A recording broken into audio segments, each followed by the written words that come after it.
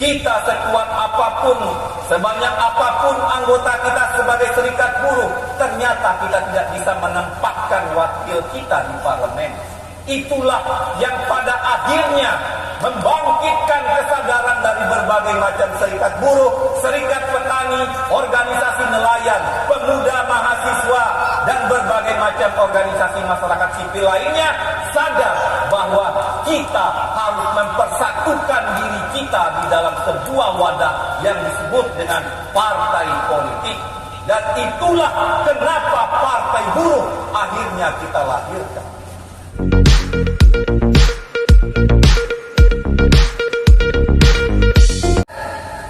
Parasila dulu ya.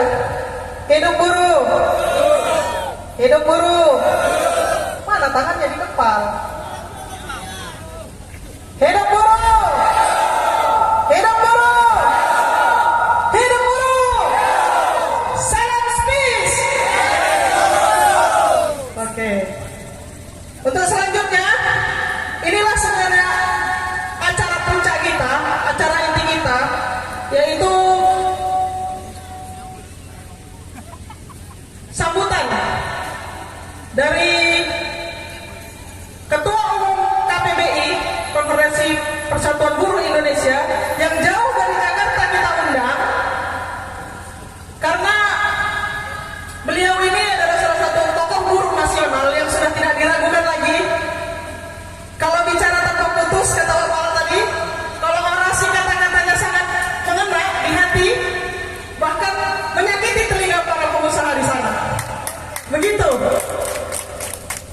Jadi biar banyak ilmu, biar banyak kesempatan kita mendengar kata-kata dari beliau, kita langsung saja ya kita sambut tokoh buruh nasional, Ketua Umum Konfederasi Persatuan Buruh Indonesia, Bung Ilhansyah. Untuk mendampingi beliau di atas panggung, kami berharap para ketua-ketua serikat yang ada di sini, ketua federasi yang di sini boleh baik. Silakan. Oke. Devi bisa aja.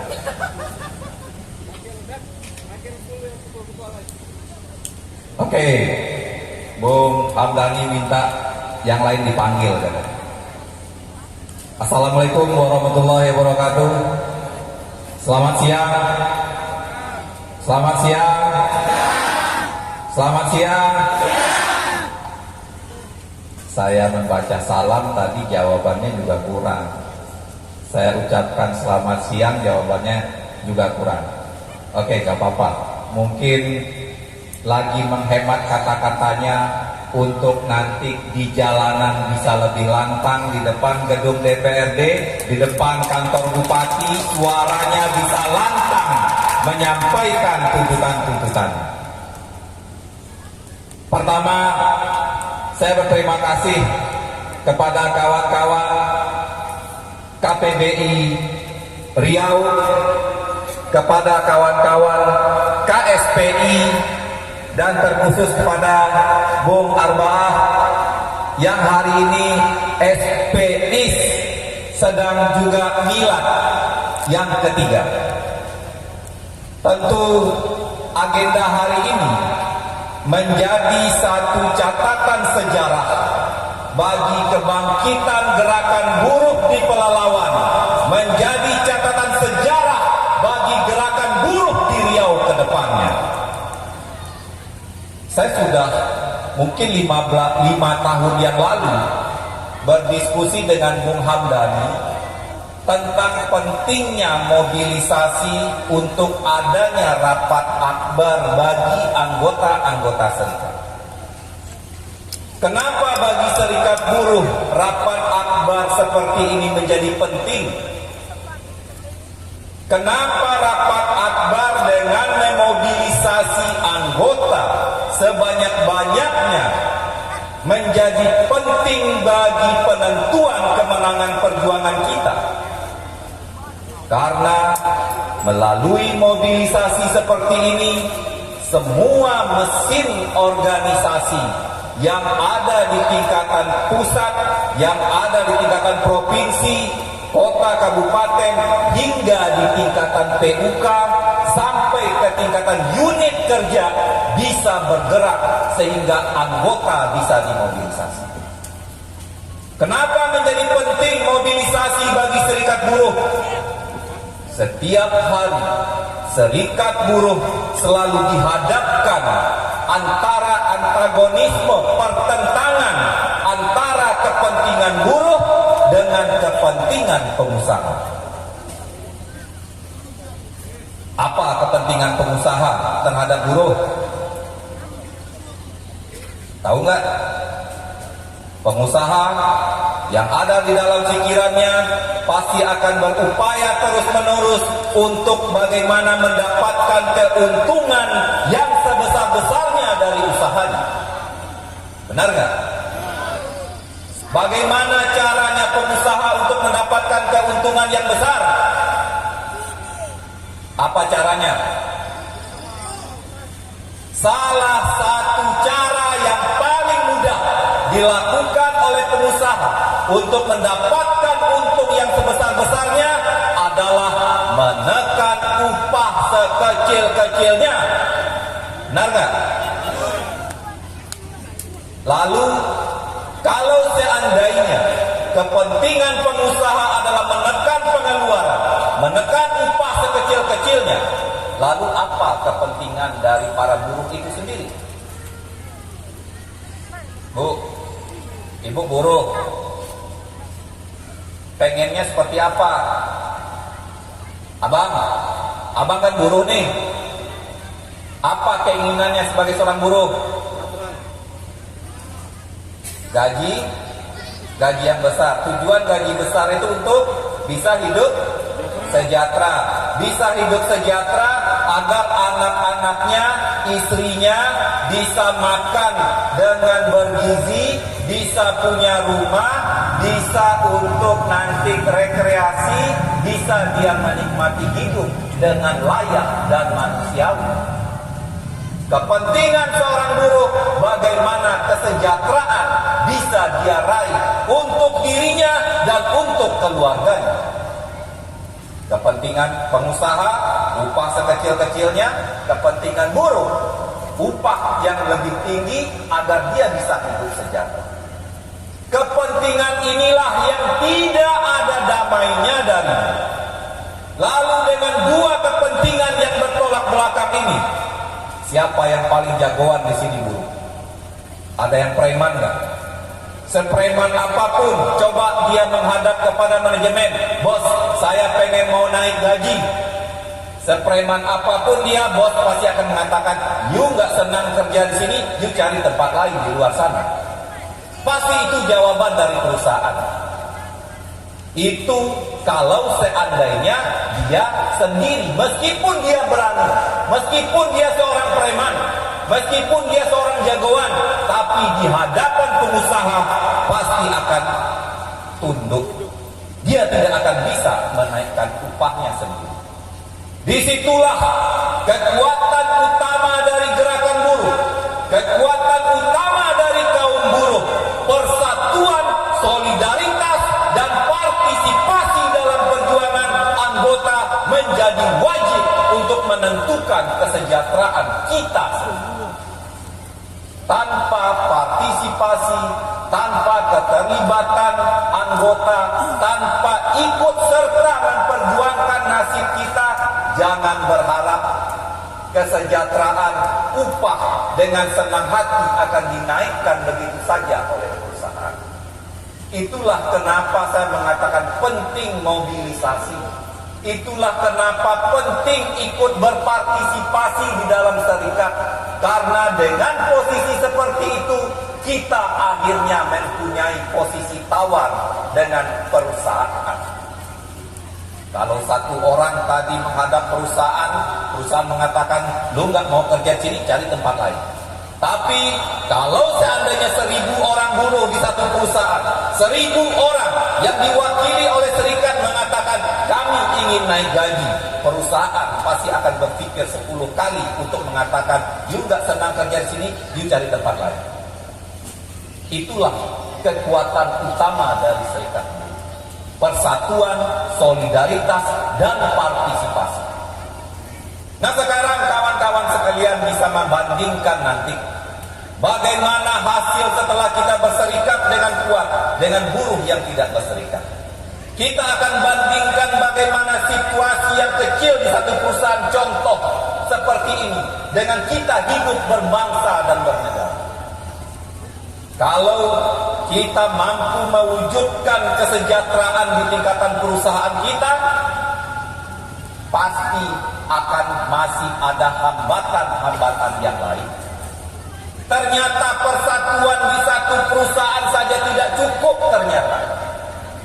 Ternyata persoalan yang dihadapi oleh satu PT terhadap upah murah, terhadap kontrak outsourcing, terhadap PHK yang sewenang-wenang juga dialami oleh kaum buruh di berbagai macam perusahaan. Ternyata bukan hanya buruh yang ada di Pelalawan yang mengalami itu. Buruh yang di Siak juga mengalami hal yang sama. Buruh yang di Dumai juga mengalami yang sama. Di Palembang juga sama persoalannya. Di Kalimantan sama masalahnya. Di Jawa sama masalahnya. Di Kalimantan sama persoalannya. Artinya persoalan buruh di Indonesia sama, kawan-kawan. Lalu apa yang membuat kita masih ego mengatakan, udahlah saya nggak mau bersatu, sudahlah saya cukup bisa berjuang sendiri? Tidak bisa. Persoalan kita hari ini, persoalan buruh dari Aceh sampai ke Papua, dari Niaga sampai ke Pulau Rote, persoalannya sama karena kita ada dalam satu sistem bangsa dan negara. Pertanyaan kita, kenapa bangsa dan negara ini memperlakukan rakyatnya seperti ini? Kenapa bangsa dan negara ini tidak berpihak kepada kita? Kenapa cita-cita kemerdekaan yang dulu diperjuangkan oleh nenek moyang kita, tapi hari ini yang menikmati cuma hanya segelintir orang kaya, yang menikmati hanya segelintir para pemilik modal, yang menikmati kemerdekaan hanya birokrat-birokrat yang korup. Tapi rakyat hari ini tidak usah jauh-jauh. Kita bisa melihat di daerah Pelalawan. Mungkin ada di sini, Bu, Bapak, apakah semua yang ada di sini sudah punya rumah? Berarti hidupnya numpang, hidupnya ngontrak. Hidup di bangsa sendiri kita masih ngontrak. Itu contoh. Tidak semua rakyat pada hari ini bisa memiliki rumah. Bu, Bapak punya anak kok? Ibu mungkin nggak dengan gaji yang sekarang bisa menyekolahkan anaknya sampai ke universitas? Kalau masuk universitas negeri pada hari ini, masuk UI, masuk UGM, masuk IPB, masuk Undip, punya duit nggak 100 juta? Bu, Bapak, apakah kita bisa semuanya berobat ke rumah sakit, semua rumah sakit yang kita inginkan? Inikah bangsa yang merdeka? 72 tahun bangsa ini merdeka, tapi rakyat di negeri ini masih banyak yang tidak bisa punya rumah. Masih ada rakyat yang hanya bisa berobat dengan hanya membeli obat-obat di warung karena dia tidak terdaftar sebagai peserta BPJS, karena dia tidak terdaftar sebagai anggota penerima bantuan iuran. Akhirnya ada rakyat yang akhirnya mati karena tidak bisa berobat, karena tidak bisa membayar rumah sakit. Ada seorang bapak yang membawa mayat jenazahnya dari rumah sakit Cito Mangunkusumo. Karena dia tidak bisa membawa ambulan, dia menggendong bayi anaknya naik kereta api, Ibu. Karena dia tidak bisa membayar ongkos ambulan untuk membawa jenazah anaknya pulang ke daerah Bogor, dia menggendong bayinya. Masih ada orang-orang yang anaknya busung lapar. Masih banyak rakyat yang anak-anaknya tidak bisa sekolah karena orang tuanya tidak punya uang yang cukup. Ini problem yang kita hadapi selama ini. Siapa yang merasakan persoalan itu?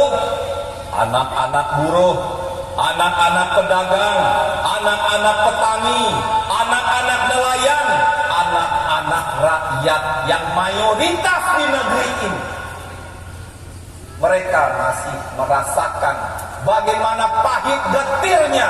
Tidak ada bedanya masa kemerdekaan hari ini dengan masa penjajahan di zaman Belanda.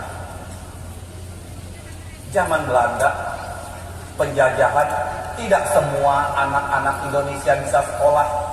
Hanya anak-anak kaum migran, hanya anak-anak yang berdarah biru yang bisa sekolah.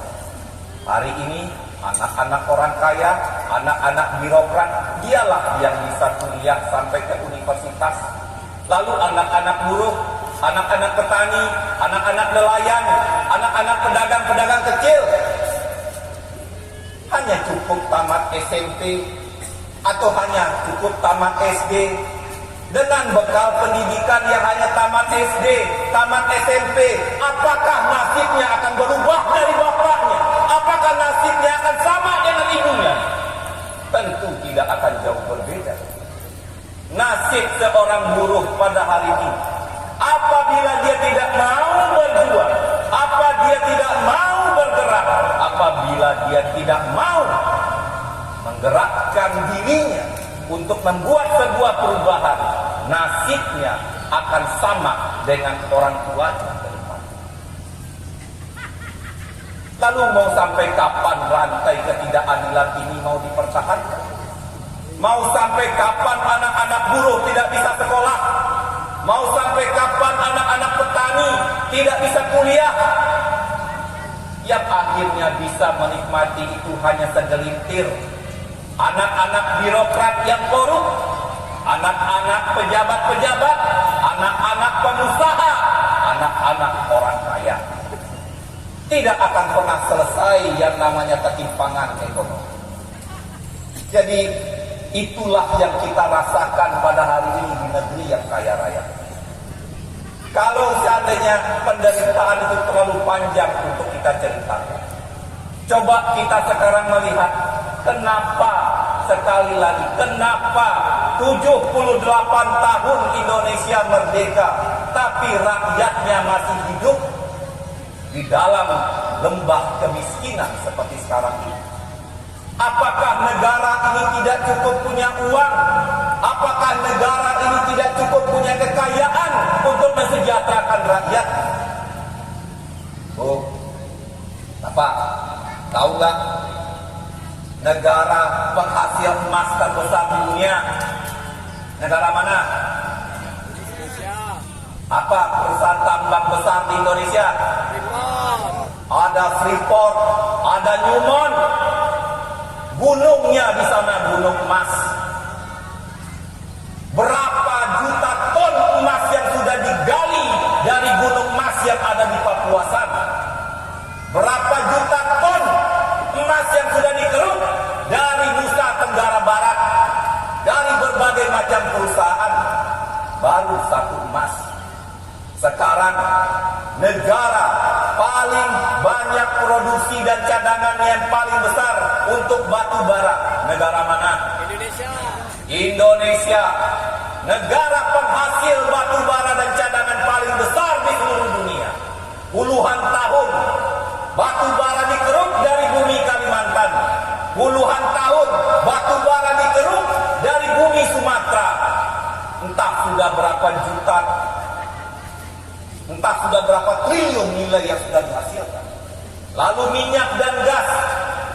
Dulu orang Sumatera nggak ada yang nggak mengenal namanya Caltek. Itu perusahaan elit. Saya kecil-kecil dulu menggambarkan, wah kalau seandainya saya bisa kerja di Caltek, tentu saya akan bisa hidup sejahtera. Minyak yang dikeruk dari bumi Sumatera, gas yang sudah dikeruk dari bumi Sumatera sudah tidak ternilai. Sekarang tambang ada lagi nikel dari wilayah timur sampai wilayah Papua sana. Cadangan nikel terbesar di dunia. Negara ini tidak kurang-kurang kekayaan alam yang dimilikinya. Pernah satu orang kawan mencoba memperhitungkan semua sumber daya alam yang ada di Indonesia ini. Apabila 51% saja sahamnya dimiliki oleh negara, tidak usah 100%, 51% saja, dari emas, dari minyak, dari gas, dari batu bara, dari boksit, negara bisa menghasilkan 1.700 triliun setiap tahun. Dan cadangan itu bisa bertahan untuk sampai 50 tahun ke depan.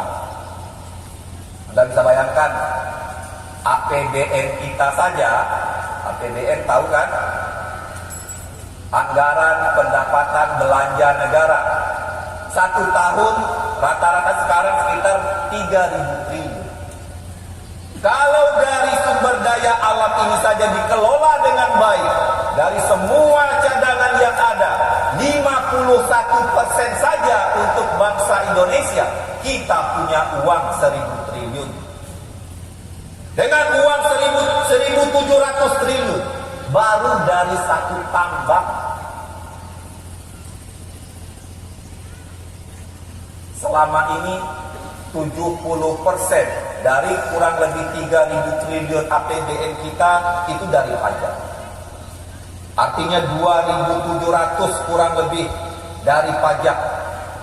Kalau dari tambang, dari sumber daya alam bisa juga 1.700, artinya 3.800 triliun. Ditambah lagi dengan yang lain-lain, sehingga tidak ada lagi alasan anak-anak buruh tidak bisa sekolah. Tidak ada lagi alasan anak petani bisa kuliah sampai ke universitas. Sehingga universitas bukan hanya milik anak-anak orang kaya. Anak-anak buruh, anak-anak petani juga bisa kuliah di UI.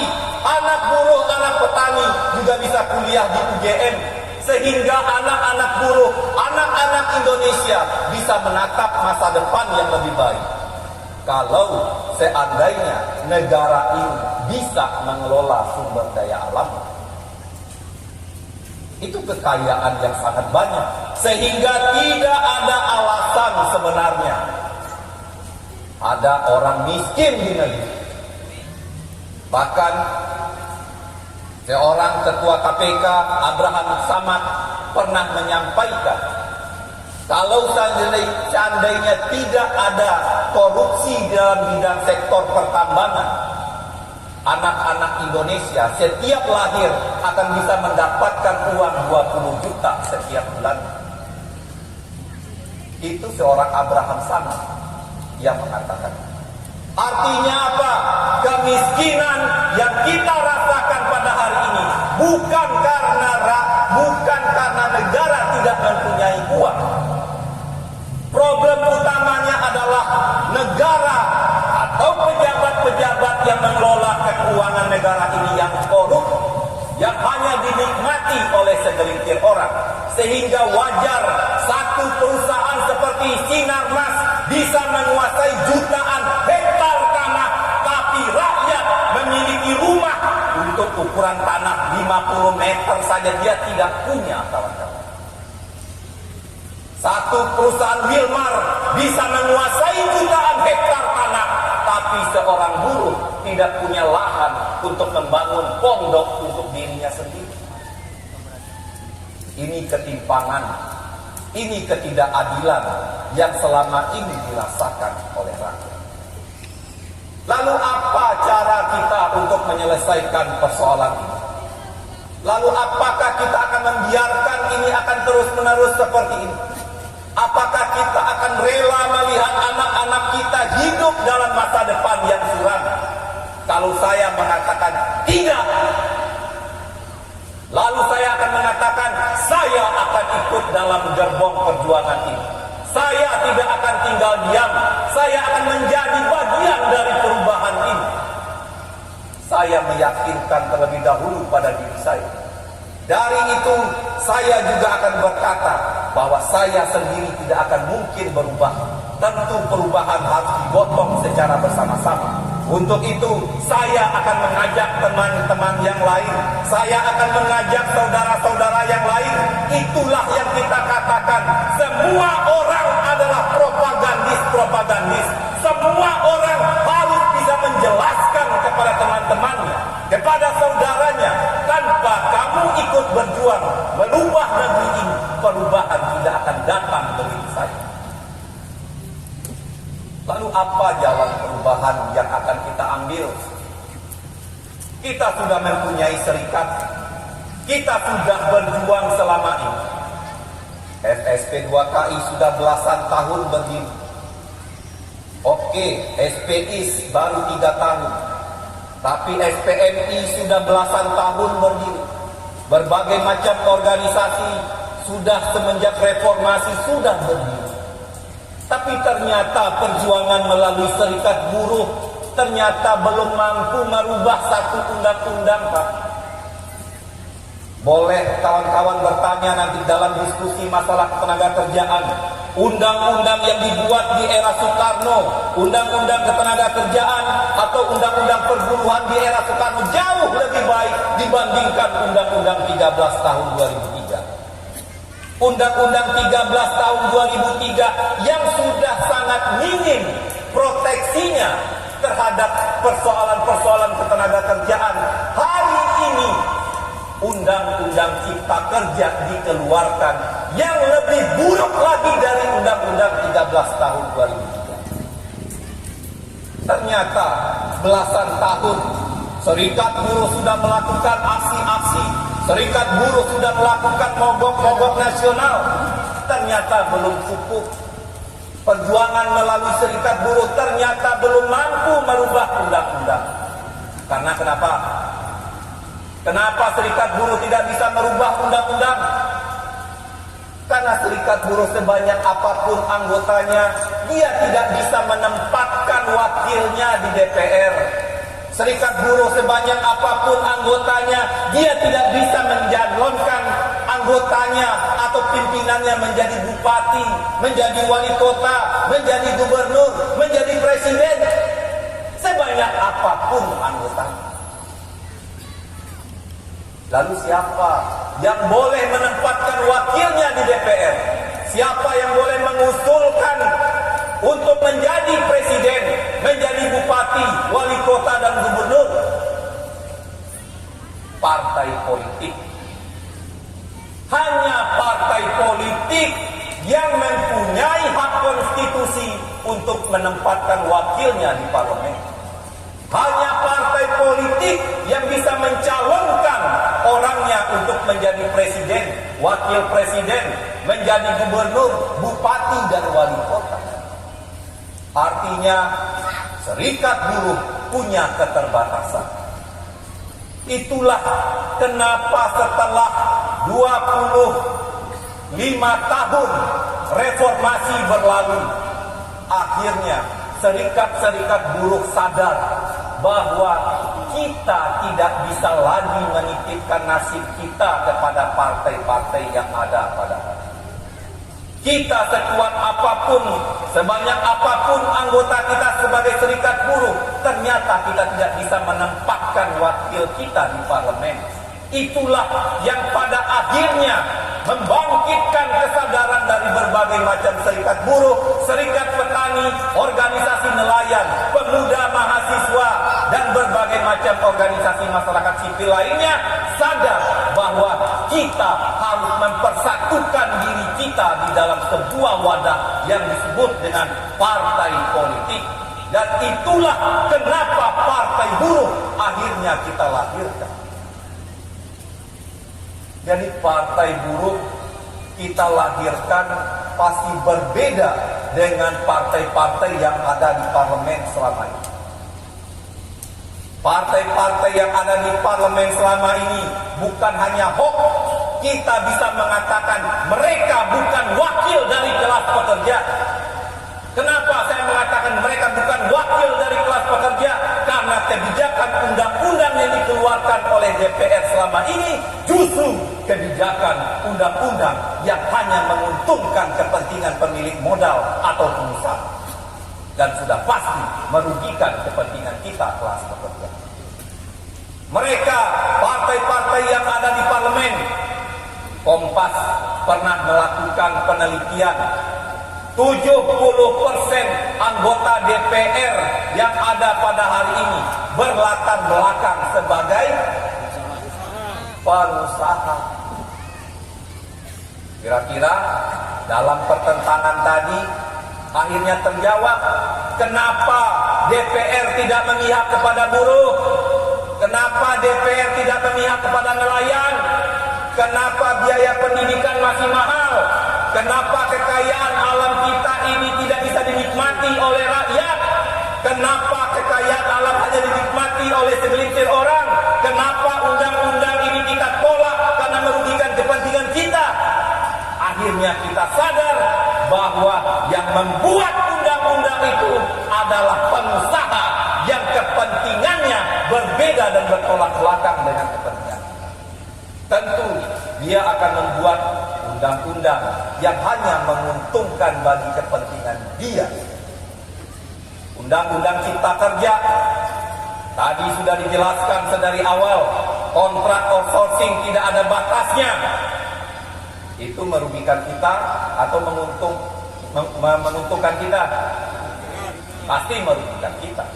Kalau merugikan kita pasti menguntungkan bagi undang-undang investasi.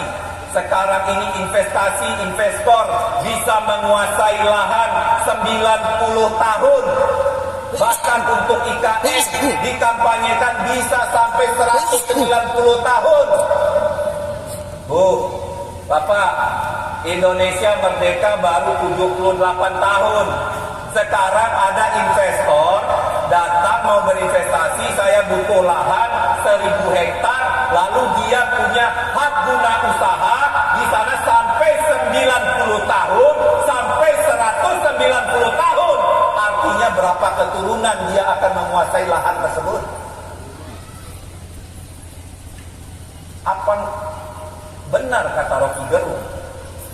Dulu orang yang membuat undang-undang tersebut, masa dia membiarkan penguasaan lahan di negeri ini mencapai 90 tahun, mencapai 190 tahun? Itu berapa generasi dia akan menguasai itu? Lalu bagaimana untuk anak-anak Indonesia ke depan? Di mana dia akan bertempat tinggal? Dan sekarang sudah mulai marak. Dia tidak punya tanah, kita punya tanah, tapi kita ngontrak. Kita juga tidak punya air, karena kita sudah harus membeli air di negeri kita yang kaya.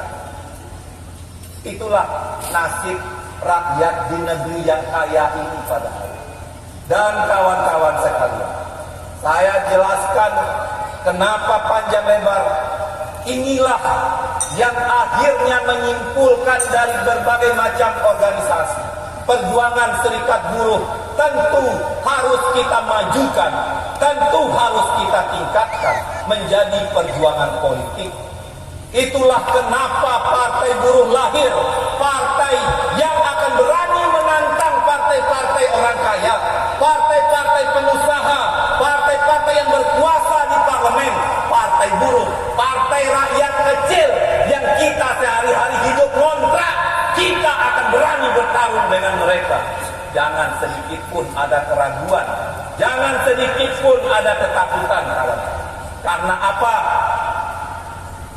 Karena jumlah kita, kaum buruh, jumlahnya mayoritas.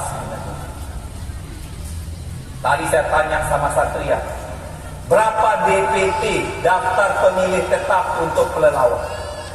Katanya sekitar 400.000. Dari 400.000 daftar pemilih tetap yang ada di Pelelawan, mungkin berapa persen buruh? 68%, Pak. 68%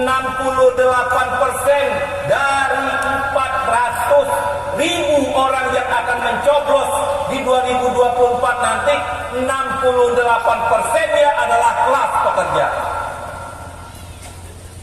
Harusnya kalau 68% ini sadar, kalau 68% ini mencoblos Partai Buruh, DPRD Pelelawan dikuasai oleh Partai Buruh.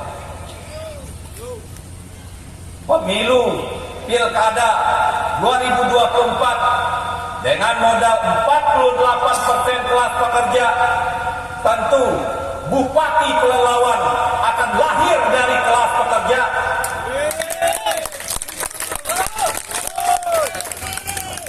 Yakin nggak? Percaya nggak? Masuk akal nggak?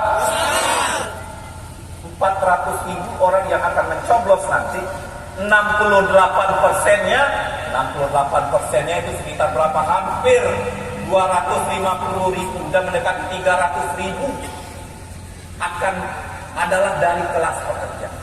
Kaum kita, orang-orang yang hidupnya ngontrak itu tadi, Bu, orang-orang yang anaknya tidak bisa kuliah, orang-orang yang hidupnya pas-pasan, bahkan ngutang sana, ngutang sini.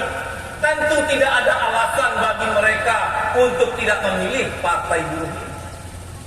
Karena partai ini akan memperjuangkan nasib. Sekarang buruh-buruh kalau seandainya dia di PHK, ngadunya kepada siapa? Kepada serikat pekerja. Emang ngadu ke PKS kalau tadi di PHK? Emang ngadunya ke PDI kalau PHK? Emang ngadunya ke Demokrat? Emang ngadunya ke Nasdem kalau di PHK? Enggak, pasti ke serikat pekerja. Nah sekarang serikat pekerjanya membangun partai. Aneh kalau seandainya buruh tidak memilih partai ini. Patut kita pertanyakan, kalau ada buruh yang tidak memilih Partai Buruh, patut kita pertanyakan. Mungkin dia belum kenal Partai Buruh.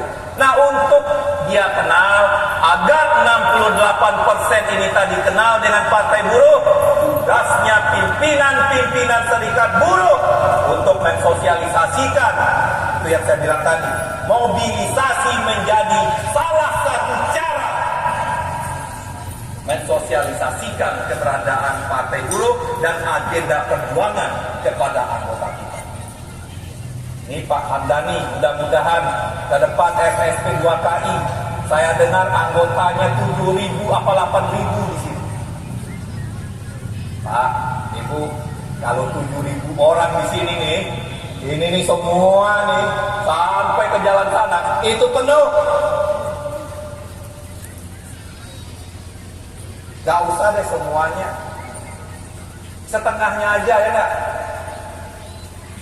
3.000 orang ini penuh nih semua nih. Apa yang akan ada di dalam hati? Apa yang akan muncul di dalam pikiran kita? Melihat ini dipenuhi oleh manusia, dipenuhi oleh orang-orang yang menginginkan perubahan, orang-orang yang mempunyai nilai-nilai yang sama, orang-orang yang mempunyai nasib yang sama, orang-orang yang mempunyai cita-cita yang sama. Tentu kita semua akan bersukaria. Tentu kita semua akan semakin percaya diri. Tentu kita akan punya keyakinan bahwa perubahan bisa dilakukan dengan kekuatan dan persatuan dari kelas pekerja. Jadi kawan-kawan sekalian, kita berjuang hari ini melalui partai politik dalam kerangka melengkapi perjuangan serikat pekerja, serikat buruh. Apa yang tidak bisa dikerjakan oleh serikat buruh, kita isi dengan perjuangan melalui partai buruh. Jadi tidak bertentangan, tidak saling menegasikan antara perjuangan partai dengan perjuangan serikat buruh. Keberadaan partai buruh ini yang dibangun oleh serikat-serikat buruh untuk melengkapi perjuangan serikat pekerja. Hal-hal yang tidak bisa dilakukan oleh serikat pekerja, partai buruh akan menjadi alatnya. Apa contohnya? Untuk menempatkan orang di DPR tidak bisa melalui serikat buruh. Serikat buruh sekarang sudah punya partainya sendiri.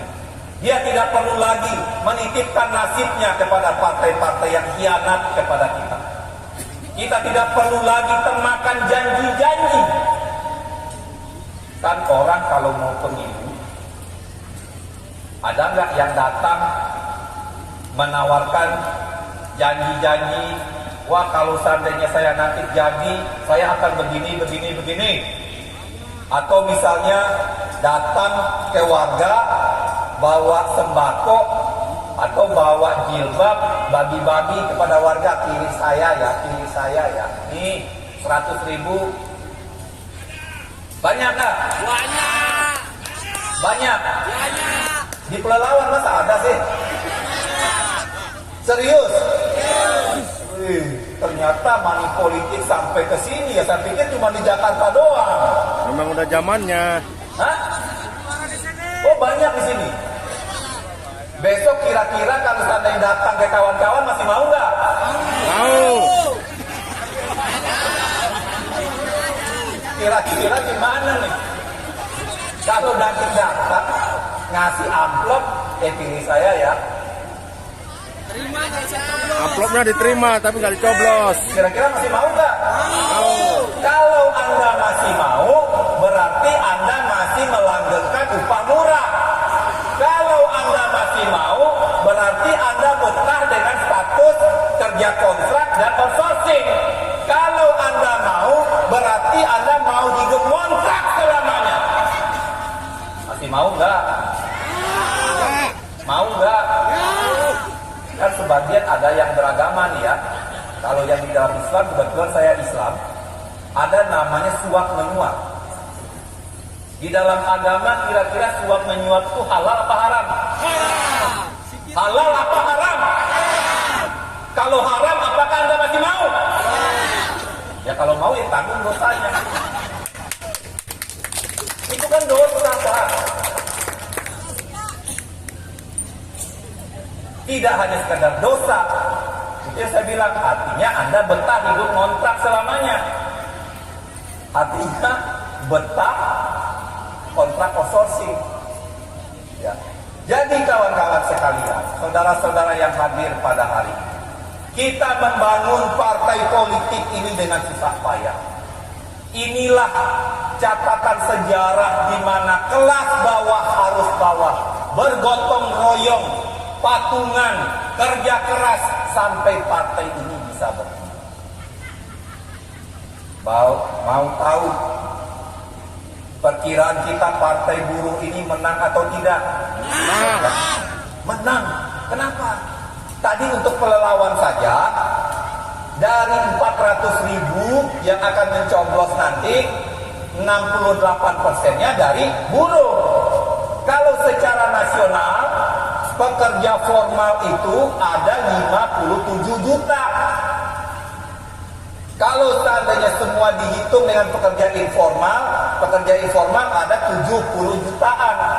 Total semua angkatan kerja di Indonesia ini ada sekitar kurang lebih 140 juta. Total DPT, daftar pemilih tetap, berdasarkan data dari KPU ada 204 juta.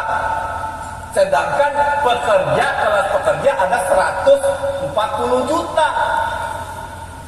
Artinya 75% nanti yang akan memilih di pemilu 2024 adalah kaum buruh. Ayo, percaya nggak? Yakin nggak? Itu yang saya bilang tadi. Apa yang membuat kita ragu untuk berjuang melalui partai buruh? Apa yang membuat kita minder mengkampanyekan partai buruh? Kok mayoritas rakyat di negeri ini adalah kaum buruh? Nah pertanyaannya, wah nanti partai buruh kalau menang sama aja. Oh Hamdani kalau jadi nanti lupa sama saya. Bisa jadi kayak gitu kan? Saya bilang tadi, kalau partai-partai lain mereka baru memberikan janji-janji kepada kita atau memberikan uang 100.000 kepada kita, pimpinan Serikat Buruh Arba'ah hari ini sudah 3 tahun dia membangun Serikat Buruh, tidak ada pemilu, tidak ada kampanye, sehari-hari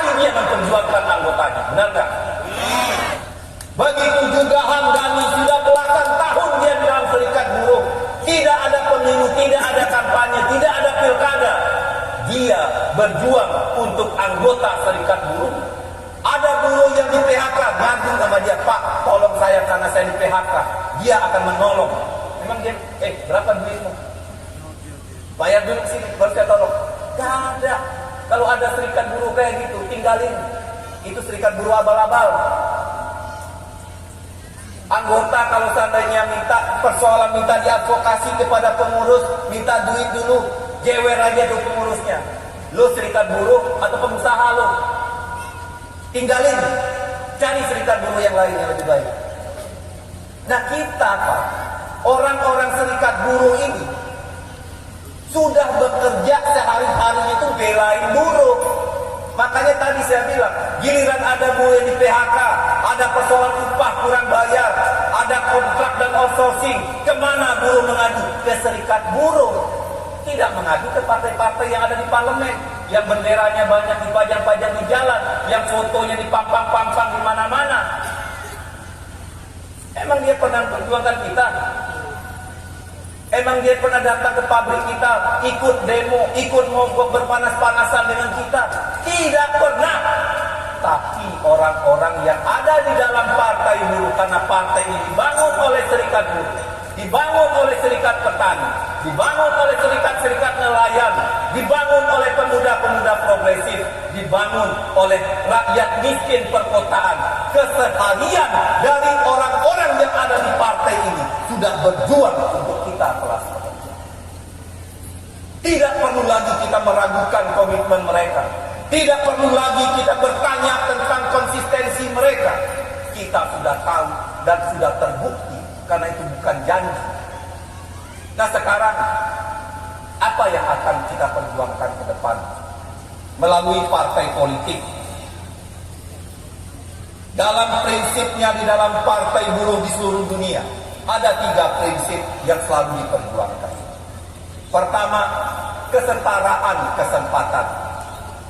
Anak-anak buruh, anak-anak petani, anak nelayan, anak rakyat miskin perkotaan punya hak yang sama untuk mendapatkan pendidikan.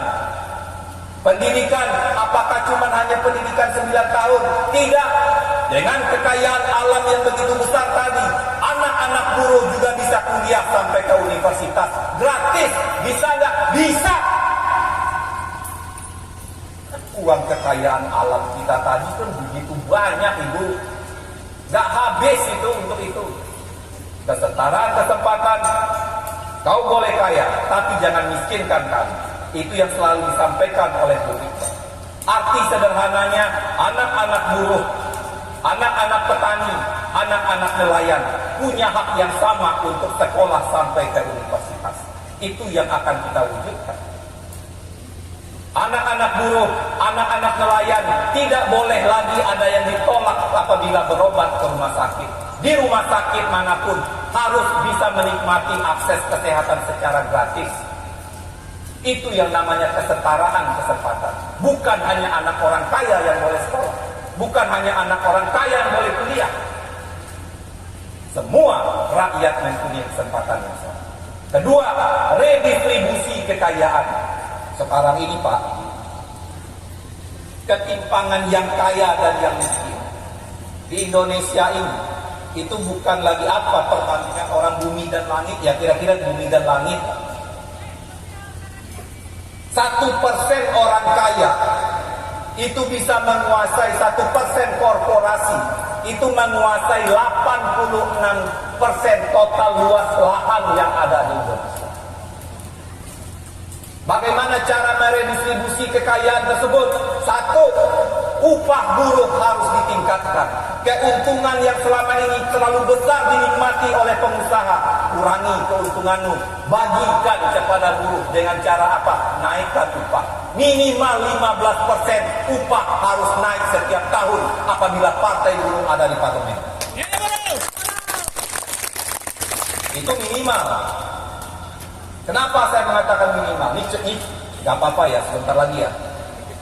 Saya kemarin ada seorang kawan dari Australia. Dia orang Mamasa, Sulawesi Barat. Di Australia dia kerja sebagai buruh tambang di Australia. Dia datang ke posko Partai Buruh yang di daerah Tebet dan saya berdiskusi dengan dia. Ternyata dia menjadi calon legislatif untuk DPRD Mamasa di Sulawesi Barat. Saya kaget. Namanya Kendall. Nah, nanti kalau ada videonya Kendall, saya sebut kamu di sini biar menjadi inspirasi bagi buruh-buruh di Indonesia. Saya tanya sama dia, kamu kerja apa? Saya kerja di pertambangan di Australia. Bagaimana sistem kerjanya saja? Kami kerja 2 minggu kami kerja, 1 minggu kami libur. Atau 1 bulan kami kerja, 2 minggu kami libur. Oh, seperti itu ya saya bilang. Lalu saya tanya, kamu tinggalnya di mana? Perusahaan menyediakan kami mes tempat tinggal dan saya diperlihatkan fotonya. Dia mengatakan tempat tinggal kami sama seperti hotel bintang 4 di Indonesia. Ini fotonya bang, ini videonya. Dia gambarkan video tempat tinggalnya. Mewah. Pernah masuk hotel bintang 4 gak? Jarang-jarang pasti. Kalaupun ada paling masuknya Wisma mungkin ya. Beda pak, kalau di hotel bintang 4 tuh ada air panas, ada air dingin gitu. Terserah mau pilih apa. Nah, dia tempat tinggal yang disediakan oleh perusahaan sesuai dengan standar bintang 4. Lalu saya tanya, gaji kamu berapa? Kalau di Australia, gajinya itu per jam. Saya tanya, berapa jam kamu kerja sehari? Rata-rata saya kerja 10 sampai 12 jam sehari. Berapa gaji kamu 1 jam? Dia mengatakan $40 per jam. $40. $1 Australia berapa? 11.000. Kurang lebih 11.000. Kita ambil 10.000 saja deh, $1. Ya. Kalau seandainya 10.000 saja $1, dia bekerja 10 jam, gajinya $40. Kita ambil dia kan 10 sampai 12 jam per hari. Kita ambil saja $10 per hari. Berarti 1 hari 10 jam kali 10.000 kali 40. Berapa? 4 juta 1 hari. Dia bekerja 1 juta 1 hari, gajinya 1 jam $10. Dia bekerja 10 jam, 1 hari gaji dia itu 4 juta. Kendall, saya bilang, gaji kamu 1 hari sama dengan gaji 2 bulan buruh yang ada di Jawa Tengah.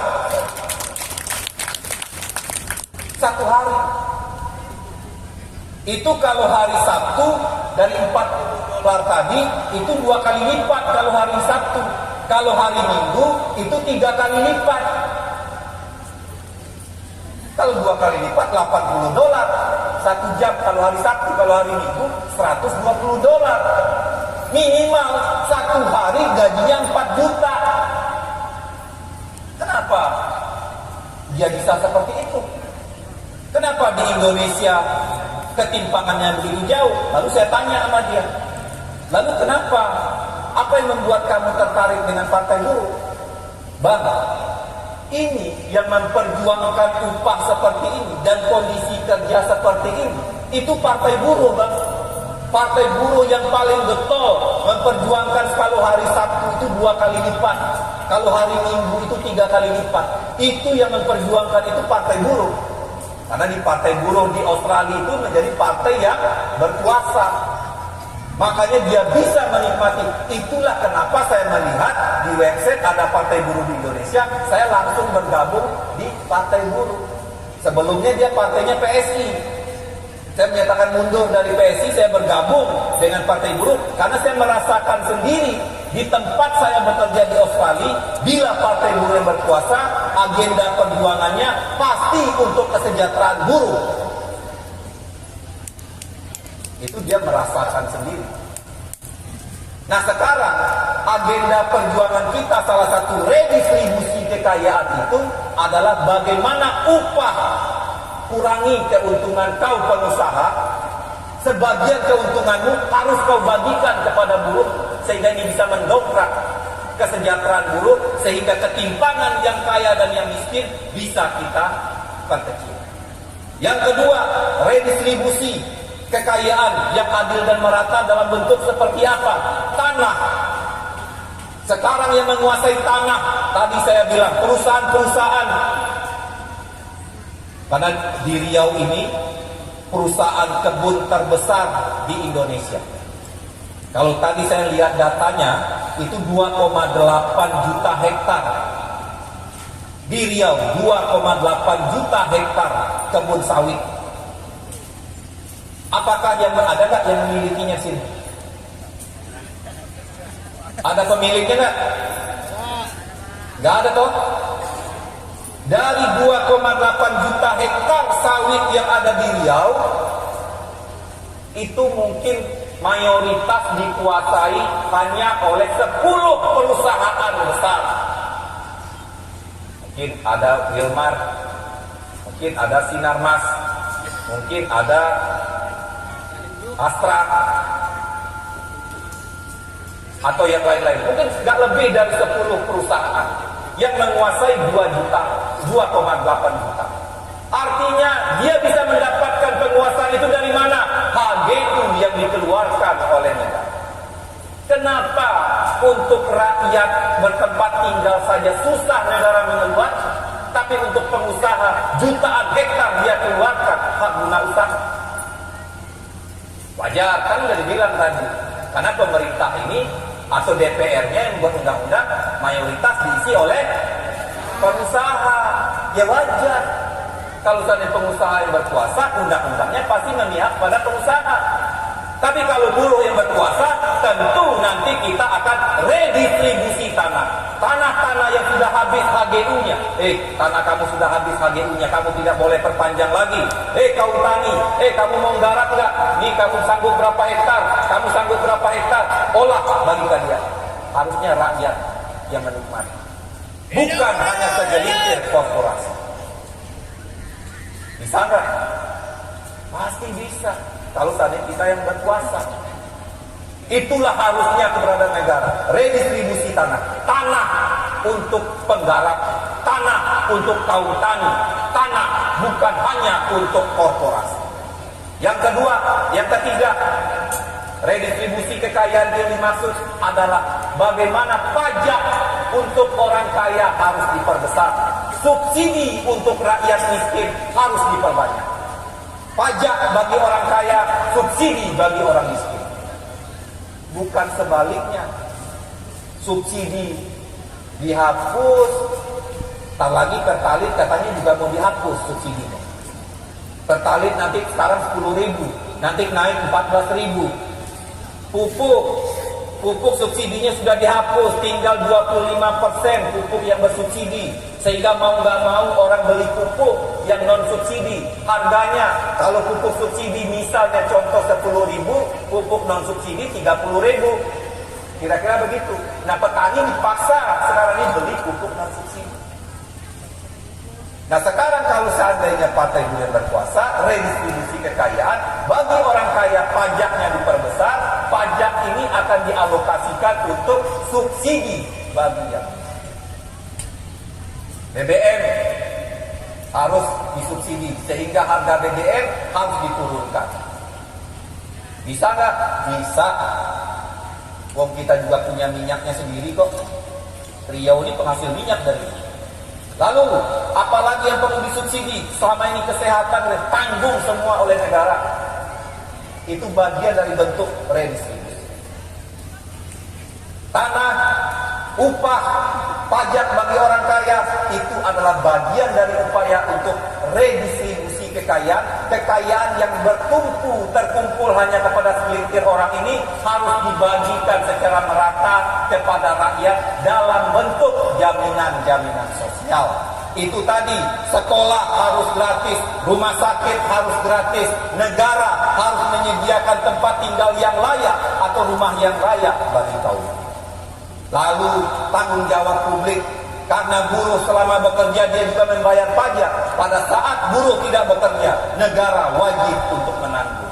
Orang tua jompo, fakir miskin wajib dipelihara dan disubsidi oleh negara. Karena itu amanat konstitusi kita. Itu yang ketiga yang disebut dengan tanggung jawab. Jadi partai ini punya cita-cita. Partai ini punya ideologi. Partai ini punya keinginan bagaimana keadilan sosial bisa dirasakan oleh seluruh rakyat Indonesia. Terima kasih Bapak, Ibu karena sudah terlalu lama. Terima kasih kawan-kawan yang sudah menemani di sini. Nanti daripada saya dicolek sama Devi karena sudah terlalu lama. Semoga rapat akbar ini tadi yang dibilang oleh Bung Hamdani, oleh kawan-kawan pimpinan yang ada di atas ini bisa menjadi momentum sebagai langkah awal untuk adanya konsolidasi akbar ke depan. Semoga apa yang kita cita-citakan ke depan rapat akbar tidak hanya 3 kali ini, Wak Hamdani. Mungkin bisa 10 kali lipat dari kekuatan ini. Kita bangun, kita penuhi jalan-jalan di Pelalawan ini dengan konvoi-konvoi kekuatan buruh. Karena di Pelalawan ini 68% dari penduduk yang ada di sini adalah kelas pekerja. Siarkan terus, sampaikan terus, buruh hari ini harus bangkit untuk bergerak, bangkit untuk berjuang, bangkit untuk merubah nasibnya sendiri. Assalamualaikum warahmatullahi wabarakatuh. Terakhir, saya ingin, tadi saya lihat ada beberapa caleg, entah yang dari Pelalawan, entah yang dari Niak, dari Siak, entah yang dari DPRD. Mana ada calegnya sini? Anang maju, Bogzol maju, Ibu maju. Siapa lagi? Siapa lagi? Mana lagi? Yang nanti akan maju sebagai calon legislatif dari Partai Buruh, maju. Tunjukkan mukanya. Yuk. Jelaskan, inilah orang-orang pejuang-pejuang buruh yang siap bertarung mewakili kita di parlemen. Ini. Ayo Bung, ayo biar kelihatan semuanya mukanya. Ya, ini teman-teman kita yang akan mewakili kelas pekerja dari daerah Pelalawan, yang akan mewakili kelas pekerja untuk Siak, yang akan mewakili untuk DPRD Kota Kabupaten dan juga untuk provinsi. Ini orang-orangnya, ya, mukanya pasti sudah tidak asing karena mukanya muka buruh semua kan. Sama mukanya sama kita. Mukanya nggak ada yang kinclong-kinclong yang banyak bedak, nggak ada. Ini muka-muka yang biasa panas-panasan. Muka-muka yang biasa marah kepada setiap ketidakadilan. Ini orangnya. Saya akan minta dia untuk menyebutkan namanya nanti. Karena kalau seandainya di kertas suara, itu kita nggak akan melihat fotonya. Tapi kita akan tahu namanya. Ingat nanti namanya di dalam pikiran kita, di dalam otak kita. Inilah orang-orang yang wajib hukumnya untuk kita coblos. Tidak hanya kawan-kawan anggota, tapi masing-masing anggota juga punya kewajiban mengajak saudaranya, mengajak istrinya, mengajak anaknya, mengajak tetangganya, mengajak teman-temannya. Ayo, ini loh partai saya sekarang ini. Saya partai buruh. Tolong bantu perjuangan kami, dukung kami. Kami punya cita-cita, kami ingin hidup sejahtera. Pilih partai buruh. Itulah yang harus kita sampaikan kepada orang-orang di sekitar kita dan orang-orang terdekat. Saya mulai dari Bung ini. Saya nggak hafal namanya. Mungkin kita nggak hafal nama semua kan? Mau nggak dengar namanya semua? Mau. Nah, biar kalau perlu dicatat namanya. Dapilnya dapil mana ya? Oke, kita mulai dari sebelah kiri. Maju di sini. Oke. Bismillahirrahmanirrahim. Sekalian nomor urutnya katanya. Assalamualaikum warahmatullahi wabarakatuh. Waalaikumsalam. Nama saya Oki Sandra dari FSPMI yang mewakili untuk Dapil 1 nomor 2 dari Pangkalan Kerinci, Dapil 1. Ya. Oke. Nomor urut 2. Ya, namanya yang jelas Oke, biar orang terima hafal. kasih. Assalamualaikum. Assalamualaikum warahmatullahi wabarakatuh. Hidup buruh! Hidup buruh! Hidup buruh! Baik, nama saya Jiwanto, saya dari SPMI, saya dapil 3, Kecamatan Upui, Kerumutan nomor urut 1. Assalamualaikum warahmatullahi wabarakatuh. Hidup buruh! Hidup buruh! Hidup buruh! Assalamualaikum warahmatullahi wabarakatuh. Nama saya Anang Krisnadi dari Siak. Saya mencalonkan diri sebagai calon legislatif DPRD Kabupaten Siak di Dapil 3 nomor urut 1. Hidup buruh! Assalamualaikum warahmatullahi wabarakatuh. Calon dari Siak. Yang banyak yang nomor 1. Hidup buruh! Hidup buruh! Hidup buruh! Perkenalkan, Assalamualaikum warahmatullahi wabarakatuh. Nama saya Suliani dari Dapil 1 Siak dengan nomor urut 1. Doakan hidup kita buruh. Dapil 2. Assalamualaikum warahmatullahi wabarakatuh. Nama saya Sri Arianti dari Dapil 2 Siak dengan nomor urut 6. Hidup buruh!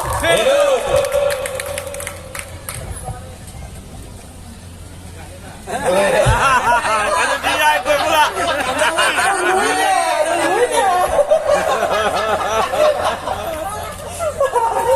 Ya, nama saya Devi Oktabrina Manurung. Saya dipercaya insya Allah 2024 mohon doa dan dukungannya. Saya berada di Dapil 2 Kabupaten Pelalawan. Untuk DPRD Kabupaten Pelalawan ada di Dapil 2 nomor urut 2. Saya anak nomor 2. Insya Allah menang. Amin. Terima kasih. Hidup buruh! Hidup buruh! Hidup buruh!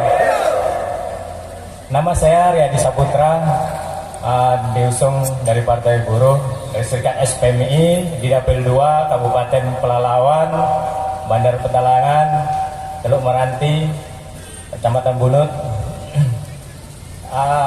Mungkin itu saja yang bisa saya sampaikan. Nomor urut nomor 4, kami harap mohon dukungan dan doanya bagi kawan-kawan semua. Hidup buruh! Hidup buruh! Hidup buruh!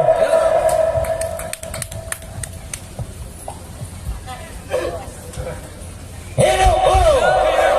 Hidup buruh! Hidup buruh! Perkenalkan, nama saya Zul Arifin, caleg Partai Buruh Dapil 3 Tualang Kabupaten Siak dengan nomor urut 8. Yakinlah kawan-kawan, seperti apa yang sudah dimotivasi Bung Boy tadi, kita pasti menang karena kita banyak. Itu saja. Terima kasih. Hidup buruh! Bismillahirrahmanirrahim. Assalamualaikum warahmatullahi wabarakatuh. Partai Buruh! Partai Buruh! Partai Buruh! Partai Buruh! Perkenalkan, nama saya Yudi Bridon.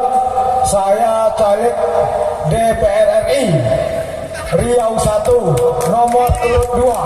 Terima kasih. Insya Allah jadi. Insya Allah jadi. Amin. Jadi caleg. Jadi menang. Hidup buruh. Hidup buruh. Hidup buruh. Bismillahirrahmanirrahim. Assalamualaikum warahmatullahi wabarakatuh. Perkenalkan, nama saya Sugiarto. Saya caleg daerah Dapil 6 untuk Provinsi Siak Pelalawan dari Serikat Pekerja FSP 2KI. Hidup buruh. Jangan lupa, walaupun mukanya diso, rezekinya kuto. Amin. Nomor urut 3 ya kawan-kawan. Assalamualaikum warahmatullahi wabarakatuh. Hidup buruh. Perkenalkan, nama saya Arif Kurniawan, mewakili FSP 2KI untuk caleg provinsi nomor urut 2 di Provinsi Pekanbaru. Terima kasih. Assalamualaikum warahmatullahi wabarakatuh. Hidup buruh. Yang di Pekanbaru, tinggal di Pekanbaru, yang punya saudara di Pekanbaru, ada Bung Arif Kurniawan. Amin. Partai Buruh. Partai Buruh. Partai Buruh. Partai Buruh. Terima kasih. Nama saya Satria Putra. Kebetulan saya mencaleg dari Dapil Provinsi Kabupaten Siak Pelalawan. Nomor urutnya belum tergabung, nanti pas di DCT nanti. Mohon doa dan dukungannya. Kita pastikan buruh berkuasa, negara sejahtera. Hidup buruh! Assalamualaikum warahmatullahi wabarakatuh. Waalaikumsalam. Hidup buruh! Hidup! Hidup buruh! Partai buruh! Pas bekerja. Partai buruh! Partai buruh! Saya Lewi Smiardani Waru, ayah saya Nias, marga saya Waru. Saya dapil 1 Pangkalan Kerinci. Buat teman-teman semua, pilih saya, insya Allah saya akan memperjuangkan nasib para buruh. Amin. Karena buruh sekarang ini dalam kondisi tidak baik-baik saja. Baik, hanya itu. Assalamualaikum. Nomor urut saya nomor 3. Ini ada 3, nomor 3. Baik, assalamualaikum warahmatullahi wabarakatuh. Waalaikumsalam. Siapa lagi? Oh, masih. Ayo, yang masih ada yang akan maju menjadi calon legislatif. Maju. Ayo maju. Perkenalkan dirinya biar dikenal oleh teman-teman. Hidup buruh! Hidup buruh! Hidup buruh! Assalamualaikum warahmatullahi wabarakatuh. Perkenalkan, nama saya Abadi Setepu dari Dapil 4 Kecamatan Pangkalan Lesung, Pangkalan Kuras. Mohon doa dan dukungannya. Hidup buruh! Nomor urut 1. Banyak nomor 1 kan, Pak? Iya, banyak. Pasti dapat nomor 1 kita. Assalamualaikum warahmatullahi wabarakatuh. Semangat pagi.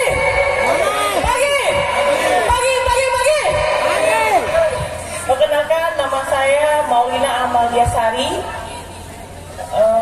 dari Kabupaten Siak, Dapil 3 dengan nomor urut 3. Insya Allah akan berjuang bersama-sama rekan Partai Buruh dan Serikat Buruh untuk membuka lapangan pekerjaan yang baru untuk adik-adik kita. Hidup buruh!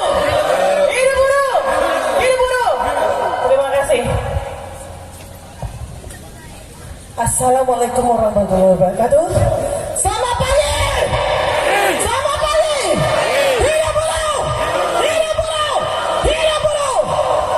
Perkenalkan, nama saya Wirmalina, asal dari Pekanbaru. Saya adalah perwakilan Kabupaten Dapil 3 dengan nomor urut 9.